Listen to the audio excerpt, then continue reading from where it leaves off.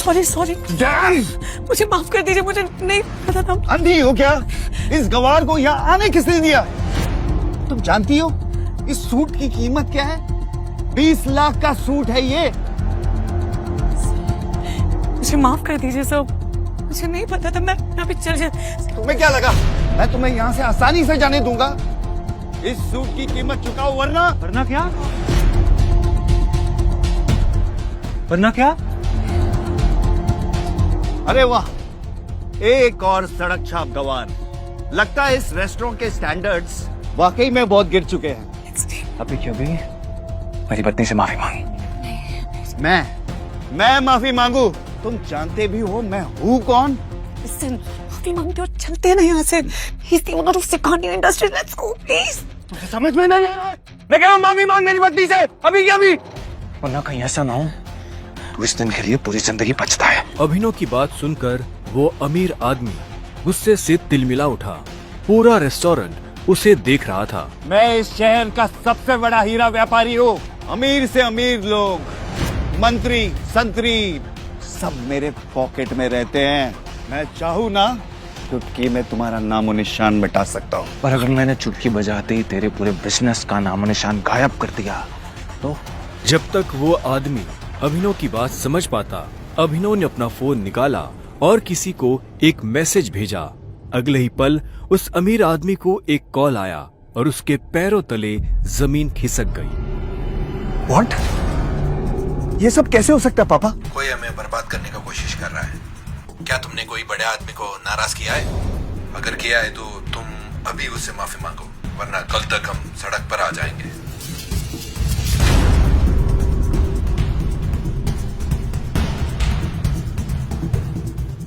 तुमने ये सब कैसे किया? आखिर तुम हो कौन?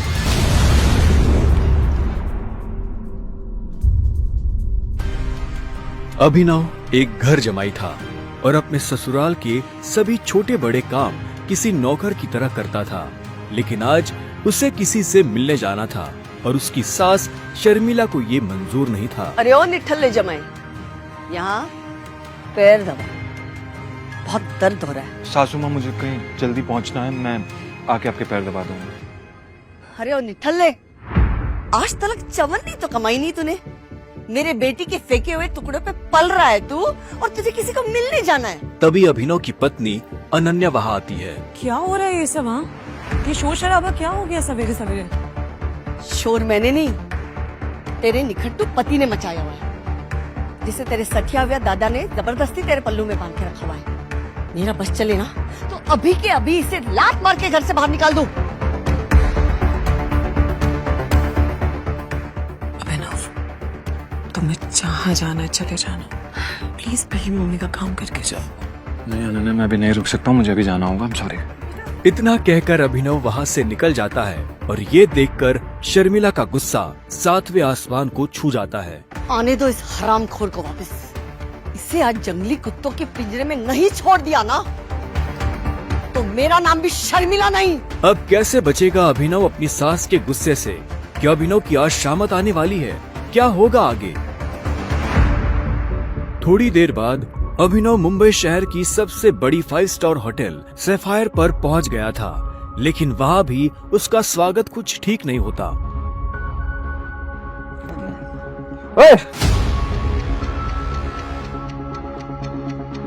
ओ गरीब, जेब में चवन्नी नहीं है, इस होटल में क्या खाना खाने आया है? अबे यहाँ का पानी खरीदने में भी ना तेरा घर चला जाएगा, समझा? चल निकल यहाँ से। अभिनव के चप्पल घिसे हुए और शर्ट फटी हुई थी।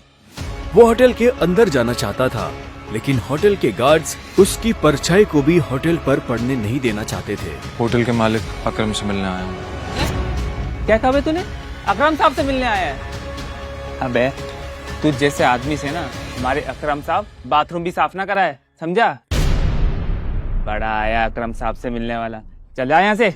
सिक्योरिटी गार्ड्स इतना कहकर अभिनव को साइड में हटा ही रहे थे कि तभी वहाँ अभिनव की एक्स गर्लफ्रेंड वैभवी अपने नए बॉयफ्रेंड के साथ पहुँचती है। अरे कान भैया,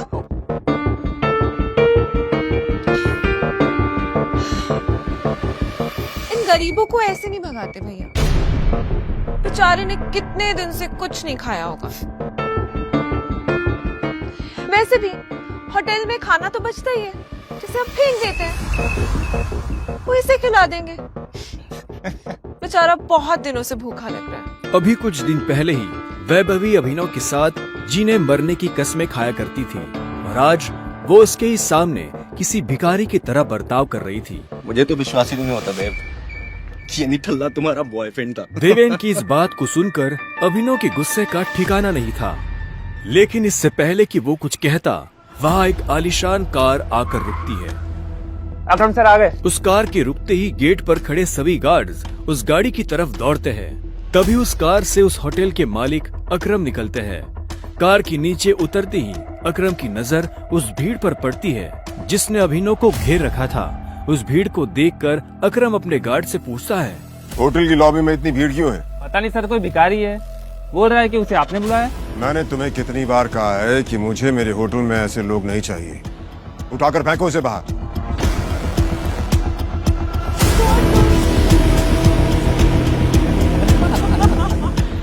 अकरम की बात सुनते ही तुरंत 4 गार्ड्स अभिनव की तरफ बढ़ते हैं और उसे वहां से उठाकर बाहर ले जाने लगते हैं। गार्ड्स अभिनव को अकरम के सामने से ही उठाकर ले जा रहे होते हैं कि तभी अकरम की नजर अभिनव के हाथ में पहनी अंगूठी पर जाती है और उसके बाद जो होता है उसे देख वहां खड़े सभी लोगों की दुनिया हिल जाती है। छोड़ो इसे। सर, अभिनव के हाथ में उस अंगूठी को देखते ही अकरम उन गार्ड्स को रोकता है।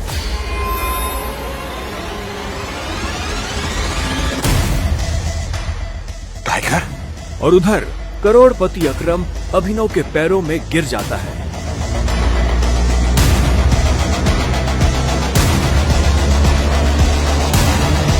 मैंने तुम्हें पहचाना नहीं, मुझे माफ कर दो टाइगर। आखिर क्यों शहर का सबसे बड़ा बिजनेसमैन गिर गया अभिनव के पैरों में? आखिर उस अंगूठी का क्या राज था? क्या वो राज सबके सामने आ पाएगा?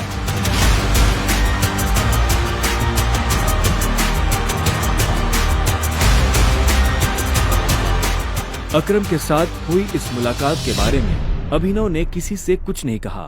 अगली सुबह जब अभिनव अनन्या को टिफिन देने उसके ऑफिस पहुंचा तो उसने देखा कि ऑफिस में भगदड़ मची हुई है। फिर भी वो कानों में हेडफोन्स लगाकर अपनी धुन में मस्त था। भगदौड़ की वजह हाल ही में ब्रेक हुई न्यूज थी। ब्रेकिंग न्यूज, सिंह इंडस्ट्रीज की दिशा बदलने के लिए ये टेंडर आखिरी उम्मीद। मार्केट में इस खबर से सिंह इंडस्ट्रीज के शेयर में आ रही है भारी गिरावट। अनन्या सिंह अपनी कंपनी की डूबती नाव को कैसे संभालेंगी?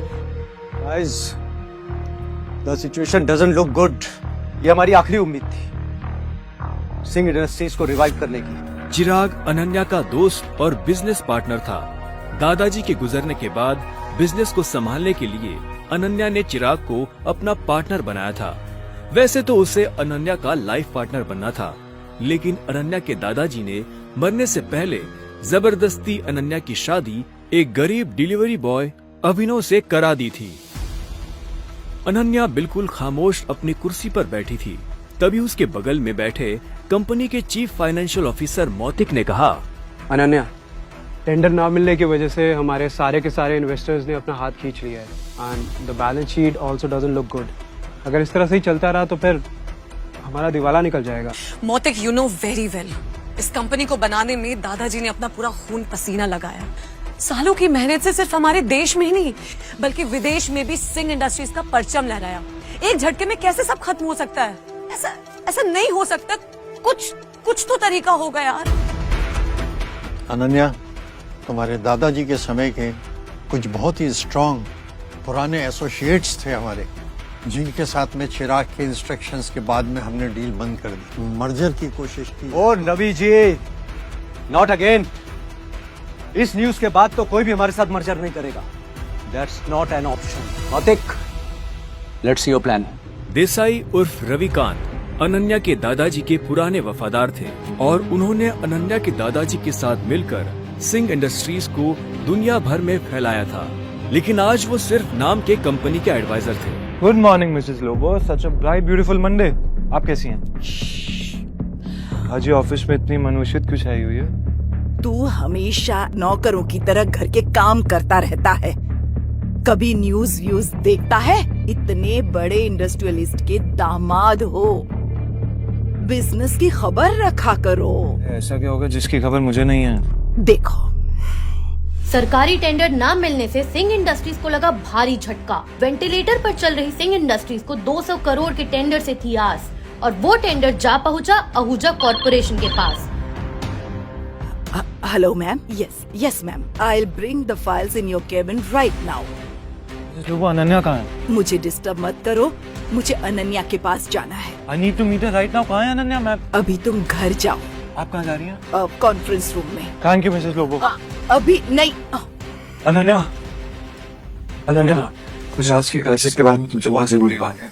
अभिनव को इस तरह देखकर सभी लोग हैरान हो जाते हैं। सबको बखूबी पता था कि अभिनव सिंह परिवार का एक नाकारा घर जमाई है। अभिनव गेट आउट अभी नहीं। अनन्या, मैं तुम्हें इस मुसीबत से, तुम सबको इस मुसीबत से निकाल सकता हूँ। मेरे पास रास्ता है, मुझे 5 मिनट दे दो बस। अभिनव का इतना कहना ही था कि तभी चिराग अपनी कुर्सी से उठा। ये कॉन्फ्रेंस रूम है। तेरी हिम्मत कैसे हुई कंपनी के मैटर्स में बोलने की? अनन्या, सबसे पहले तो इस आदमी को इस कंपनी से निकालो। जब से इस कंपनी में आना, इस कंपनी की बैंड बच गई है। Ananya, take your own decisions. Chirag Abhinav को कॉन्फ्रेंस रूम के बाहर धकेल देता है। सिक्योरिटी, उठा के फेंक दो इस आदमी को बाहर। लोगों को अभिनव की हालत पर तरस आने लगता है और वो चिराग से रिक्वेस्ट करते हुए कहती है, sir, I will take care of this matter. You can go inside for the meeting. अच्छा, आप फाइल्स लेके आई हैं? यस। दीजिए मुझे। गुस्से में लाल चिराग वापस कॉन्फ्रेंस रूम में चला जाता है। Leave him. ये कोई चोर उचक्का नहीं है, ये आपकी अनन्या मैडम का पति है और सिंह परिवार का घर जमाई है। भूल जाते हो क्या ये सब तुम लोग? Thank you Mrs Lobo. जितनी इज्जत मुझे आपसे मिलती है, उतनी शायद अनन्या और उसकी मम्मी से भी नहीं मिलती। You idiot! Come with me right now.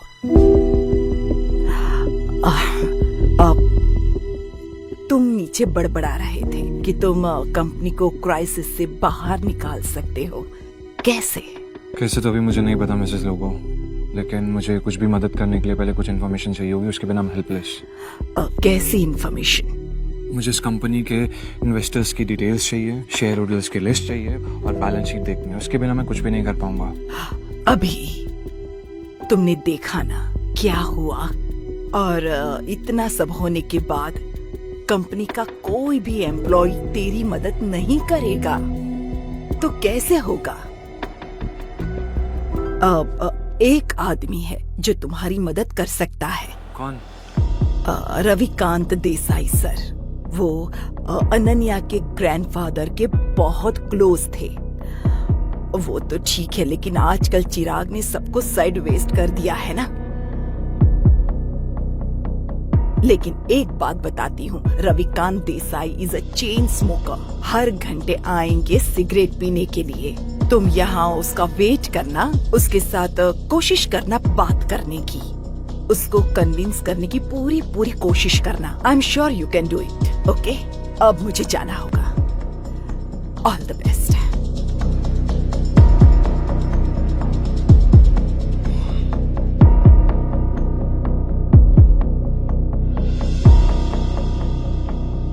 नमस्कार मंत्री जी, कैसे हैं आप? अरे अभिनव जी, आपने हमें कॉल किया? हमारे तो भाग्य ही खुल गए। अरे नहीं, ऐसा कुछ भी नहीं है। मुझे एक छोटा सा काम था आपसे। एक गरीब डिलीवरी बॉय अभिनव की मंत्री जी से कैसी थी पहचान? मंत्री जी अभिनव से इतनी विनम्रता से बात क्यों कर रहे थे? फोन पर अभिनव मंत्री जी को कुछ समझा रहा था, तभी रविकांत देसाई उर्फ रविकांत वहाँ आ गए। हाँ तो फॉरेन डिटेल्स पता कीजिए मंत्री जी और मुझे कॉल बैक कीजिए। अभी मैं रखता हूँ जी।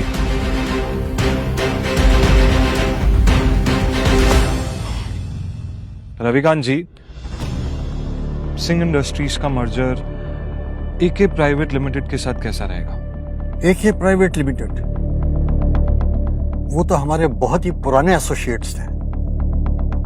लेकिन अभिनव, तुम उनके बारे में कैसे जानते हो? इसके बाद अभिनव ने रविकांत को कुछ ऐसा बताया कि उसे सुनने के बाद उसके होश उड़ गए। उन्होंने अपनी सिगरेट वापस रखी और अभिनव को अपने साथ कॉन्फ्रेंस रूम में ले गए। अबे ओ गरीब, तू गया नहीं अभी यहाँ से? Behave yourself. अनन्या, हमें अभिनव को एक मौका देना चाहिए। He has an excellent plan. वो भी सड़क छाप के पास। और खुरदार, जितनी तुम्हारी उम्र नहीं है उससे ज्यादा मुझे इस कंपनी को चलाने का एक्सपीरियंस है। हमें अभिनव को सुनना चाहिए। He has a point. ऐसे कैसे बोल सकते हैं आप? कहना क्या चाह रहे हैं आप? इन सब नोक-झोंक के बीच अनन्या एक गहरी सोच में थी। उसे अपने दादाजी की कही एक बात याद आ रही थी। अनन्या बेटे, अभिनव तुम्हारे लिए एक बहुत ही अच्छा जीवन साथी है और हमेशा याद रखना, जब भी तुम पर या सिंह इंडस्ट्री पर कोई भी मुसीबत आएगी ना, तो अभिनव ही तुम्हें उससे बाहर निकालेगी। सामने चल रही बहस को देख अनन्या जोर से चिल्लाती है। चिराग, ये मत भूलो ये कंपनी मेरी है और हर डिसीजन का वीटो पावर मेरे पास है। Sit down.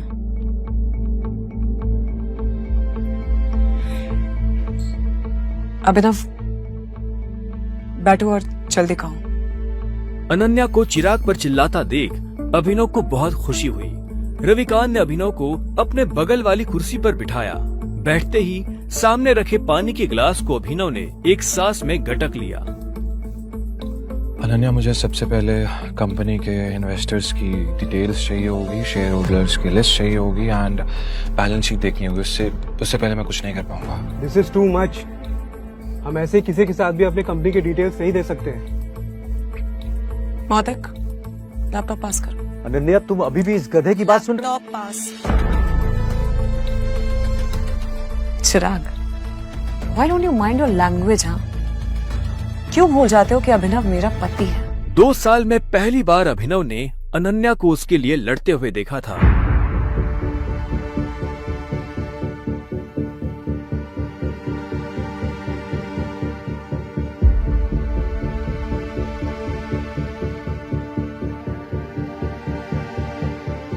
अनन्या, मुझे स्टेटमेंट्स में बहुत सी इरेगुलरिटीज दिख रही हैं। हमारे इन्वेस्टर्स के छोड़ जाने का एक पैटर्न भी दिखाई दे रहा है। बैलेंस शीट की काफी ऐसी ट्रांजैक्शन है जिसमें मुझे डाउट है। ये क्या बकवास कर रहे हो? ये सब तो हवाई बातें हैं। ये बताओ कि कंपनी को दिवालिया होने से कैसे बचाओगे तुम? गिरते हुए शेयर्स को कैसे कंट्रोल करोगे तुम? अभिनव, अनन्या, में कंपनी के शेयर्स बाय बैक करने होंगे। Brilliant idea. तुम्हें क्या लगा अभिनव? ये सब हम लोग ने डिस्कस नहीं किया होगा। अभिनव, हमारे पास फंड्स कहाँ हैं? Yeah, right, okay. Let me make a call. इतना कहते ही अभिनव ने अपने फोन से एक नंबर मिलाया और उसके बाद जो उसने फोन पर कहा उसे सुनकर अनन्या के साथ सबके होश उड़ गए। चिराग और मोती की आंखें फटी की फटी रह गई। या मिस्टर अकरम, मेरी बात ध्यान से सुनिएगा। एके प्राइवेट लिमिटेड के अकाउंट से सिंह इंडस्ट्रीज के अकाउंट में अभी के अभी 500 करोड़ रुपए ट्रांसफर कीजिए। दूसरी बात, एके प्राइवेट लिमिटेड और सिंह इंडस्ट्रीज का मर्जर जो है उसको पब्लिकली अनाउंस कीजिए अभी। और हाँ, आहूजा कॉर्पोरेशन के जितने भी शेयर्स हैं सब खरीद लीजिए जल्दी। रविकांत अभिनव की बातें सुनकर मुस्कुरा रहे थे, लेकिन अनन्या अभिनव की इतनी बड़ी बड़ी बातें सुनकर हैरान थी। उसे यकीन ही नहीं हो रहा था कि उसका घर जमाई पति इतनी बड़ी कंपनी के मालिक से बात कर उसकी सिंह इंडस्ट्रीज का मर्जर करवा रहा था। अभिनव, कौन हो तुम? मुस्कुराते हुए अभिनव ने अनन्या की तरफ देखा, लेकिन उसने कोई जवाब नहीं दिया। पाई पाई के लिए तरसने वाले अभिनव ने कैसे दिवाला हो रही सिंह इंडस्ट्रीज को दिलाए 500 करोड़ रुपए। एक गरीब घर जमाई ने आखिर कैसे करा दी एके प्राइवेट लिमिटेड जैसे बड़ी कंपनी से सिंह इंडस्ट्रीज का मर्जर। रुको, अंदर का जा रहा है? अंदर ही जा रहा हूँ, क्या दिक्कत है? अंदर जाना है तुझे? तुझे क्या लगता है कि मैं तुझे अंदर जाने दूंगा? क्यों नहीं जा सकता मैं अंदर? अभिनव समझ गया था कि चीफ सिक्योरिटी ऑफिसर उसके कपड़े देखकर उसे जज कर रहा था। सुन, मैं तेरे जैसे लोगों को बहुत अच्छे से जानता हूँ, फालतू का तमाशा मत कर, निकल यहाँ से। कैसे जानता है तू मुझे? रिश्तेदार है मेरा। जब मैं अंदर जाने के लिए आया हूँ तो वापस क्यों जाऊंगा? ये होटल क्या तेरे बाप की है? बोलना।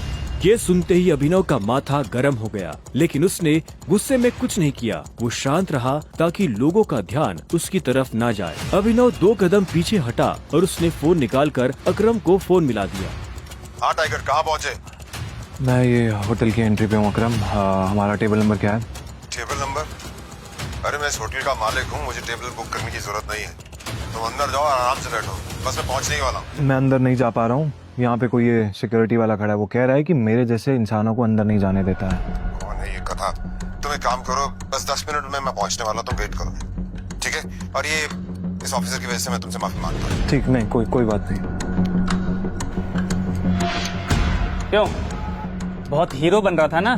मैंने कहा था मैं तुझे अंदर जाने नहीं दूंगा। अगर प्रधानमंत्री को भी कॉल करेगा ना, तब भी नहीं, समझा? चल निकल यहाँ से।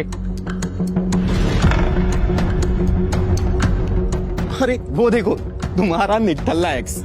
आजा मजे लेते इसके।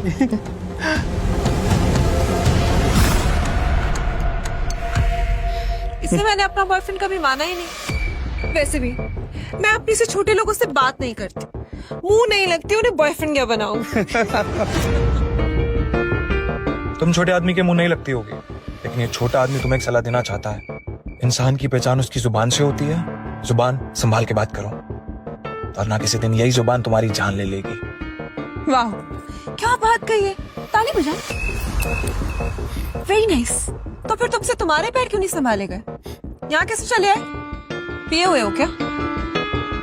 अकरम ने बुलाया मुझे यहाँ पे। अच्छा, अरे हाँ याद आया, अकरम सर ने उस दिन कहा था तू उनके किसी ड्राइवर का बेटा है। तो यहाँ अपने बाप की जगह ड्राइवर की नौकरी मांगने आया क्या? सही है, लेकिन वो रखेंगे नहीं, तेरे जैसे गरीब को वो ड्राइवर भी नहीं रखेंगे। आए हो मतलब तुम्हें बुलाया नहीं गया?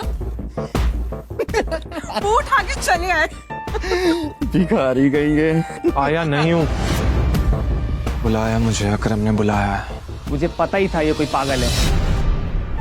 तभी वहाँ एक काले रंग की चमचमाती हुई महंगी सी गाड़ी आकर खड़ी हो गई। सभी पलटकर गाड़ी को देख रहे थे। अकरम गाड़ी से बाहर निकला और उसके साथ एक और आदमी था। वो देखने में लंबा चौड़ा और मजबूत था। वो और कोई नहीं बल्कि बलराज था। वो एक बहुत ही फेमस कपड़ों की कंपनी का मालिक था और साथ ही द माफिया किंग का एक मजबूत पिलर। उसे देख अभिनव की आंखें खुली की खुली रह गई। उसने बलराज के बारे में सुना था। क्या आपको सच में लगता है मुझे बलराज जी से मिलना चाहिए? उसे तस्वीरों में देखा था, लेकिन तस्वीरों में देखने और सामने से देखने में जमीन आसमान का अंतर नजर आ रहा था। उसके मन में ये सवाल उठ रहा था कि आखिर बलराज उससे क्यों मिलना चाहता था। क्या चल रहा है यहाँ? सॉरी सर, लेकिन इस आदमी ने मुझे और कस्टमरों को काफी परेशान किया हुआ है। मैं इस चोर को अंदर जाने से रोक रहा हूँ तो ये यहाँ पे तमाशा कर रहा है। क्या तुम्हारी हिम्मत कैसे हुई इसे चोर कहने की? तुम होते कौन हो इसे अंदर जाने से रोकने वाले? ये होटल तुम्हारे बाप ने खोल रखा है क्या?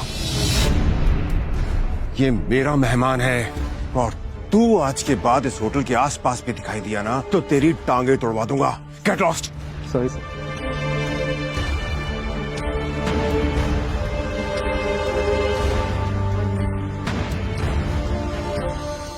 I'm sorry टाइगर, इस बेवकूफ की वजह से। नहीं, असल में तो छोटा आदमी का दुश्मन बना हुआ है आज।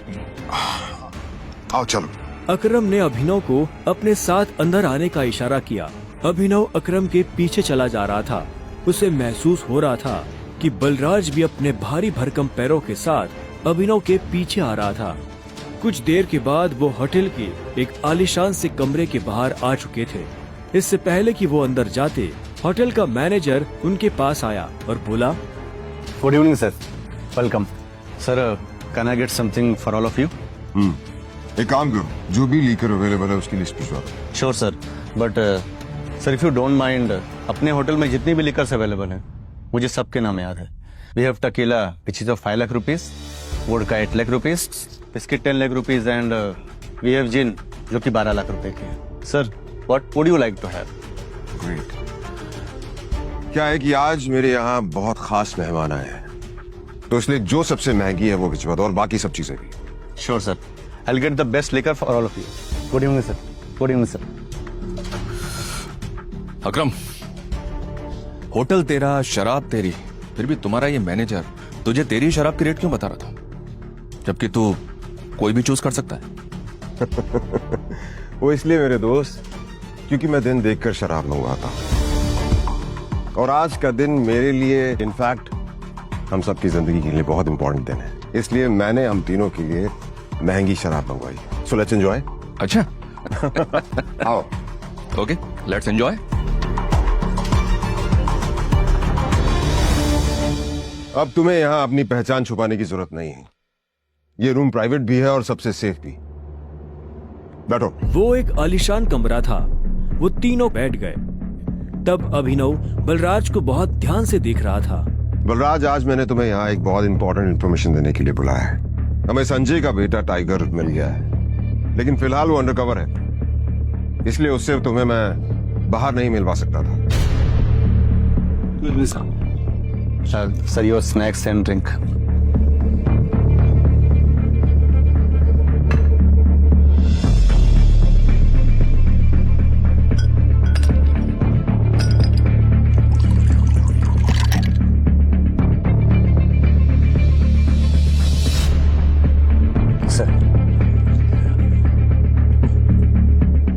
Sure. Cheers. Cheers.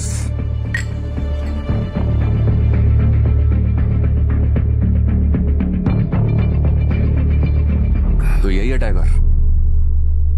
हाँ, ये है हमारा टाइगर, और मैं चाहता था ये हमारी टीम के बड़े और भारी मेंबर्स से मिल ले, और मिलने के बाद जिस तरफ हम बढ़ रहे हैं उस तरफ बढ़ने में ये हमें लीड करे।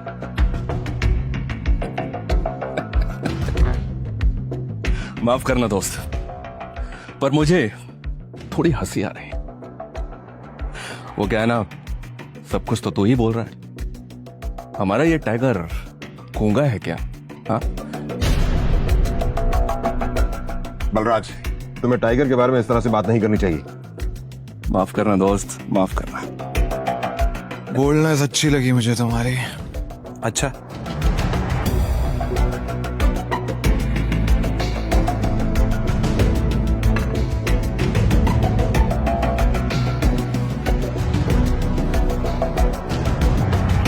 हो गए तुम बॉस, लेकिन ये मत भूलना तुम किसके सामने बैठे हो। टाइगर हूं मैं। टाइगर ना ही चुप रहता है, ना ही धीरे बोलता है। टाइगर सीधा धाड़ता है।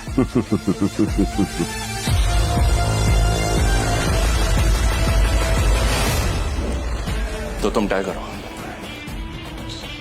ठीक है। तो टाइगर ये बताओ, इतने सालों से कहां थे तुम? अब ऐसा तो नहीं हो सकता ना कि इतने सालों के बाद तुम हमारे सर पे आके बैठ जाओ